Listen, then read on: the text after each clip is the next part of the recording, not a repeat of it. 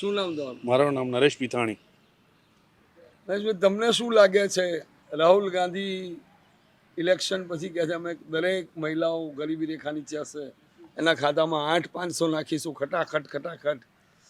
ભાઈ જો કહેવાથી તો કંઈ થવાનું જ નહીં. એનું રીઝન શું છે? એ આવવાનો જ નથી એટલે એને ડિક્લેર કરી દીધું છે. એ આપણને ખબર છે આપણે આવવાના નથી, ભાઈ ડિક્લેર કરવામાં શું વાંધો છે? બોલવાના કંઈ પૈસા લાગે છે? એટલે નહીં આવે ચૂંટણી જીતશે. સવાલ જ નથી ને, પોસિબલ જ વસ્તુ નથી. કેટલી સીટો 4 જૂને ભાજપની કેટલી જો થશે? ભાજપની જે લોકો કહે છે 400 પાર નહીં, પણ 300 થી 350 ની વચ્ચે તો 100% આવવાની છે, એમાં કોઈ શક નથી. કારણ કે અત્યારે પબ્લિકની વિકાસ જોઈએ છે અને વિકાસ બહુ સારી રીતે થાય છે, આપણી નજરોની સમક્ષ છે, આપણે જોઈ રહ્યા છીએ. આજથી 20 વર્ષ પહેલાં આપણે ક્યાં હતા, અત્યારે આપણે ક્યાં છીએ? રોડ, રસ્તા છે, પાણી છે, ગટર લાઈન છે, ભણતર છે, અથવા પરદેશની અંદર, વિદેશની અંદર જે આપણો ડંકો ચાલે છે અત્યારે, એ મહત્ત્વની વસ્તુ છે.